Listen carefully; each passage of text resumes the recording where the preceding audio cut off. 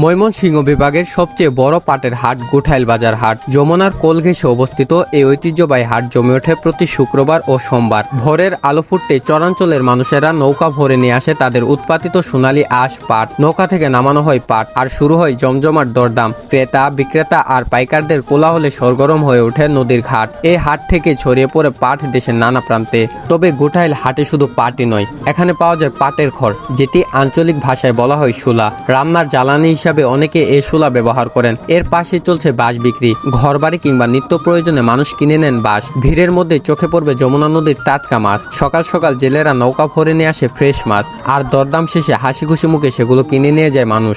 মাছের পাশাপাশি কৃষকরা নিয়ে আসে নিজেদের উৎপাদিত শাকসবজি ও ফলমূল। পেঁয়াজ মরিচ থেকে শুরু করে নানা ধরনের শাকসবজি সাজিয়ে রাখেন তারা। আর তাজা কৃষিপণ্য ভরে ওঠে ক্রেতাদের ঝুলি। কেনাকাটার ফাঁকে ক্ষুধা মেটাতে অনেকে চলে যান হাটের এক কোনায়। সেখানে রয়েছে খাবারের দোকান, আর এর মধ্যে সবচেয়ে জনপ্রিয় বিখ্যাত যমুনার হোটেল। সকালের নাস্তা, আড্ডা আর জমে ওঠে এক ভিন্ন পরিবেশ। যাতায়াতের ব্যবস্থা বেশ সহজ। ইসলামপুর থানামোড় থেকে অটোতে করে পৌঁছানো যায় গুঠাইল বাজারে। ভাড়া মাত্র 25 থেকে 30 টাকা। এই হাট শুধু কেনাবেচার জায়গা নয়, চরাঞ্চলে মানুষের স্বপ্ন আর সংগ্রামের প্রতিচ্ছবি। নদীর স্রোতের মতোই প্রতিদিন গল্প বয়ে আনে তারা। পাট, মাছ, সবজি কিংবা বাঁশ, এসবের ভেতর লুকিয়ে আছে তাদের হাসি, কান্না আর জীবনের গল্প।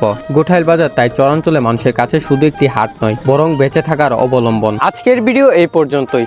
যদি ভিডিওটি ভালো লাগে তাহলে লাইক, কমেন্ট, শেয়ার করতে পারেন। আসসালামু আলাইকুম, আল্লাহ হাফেজ।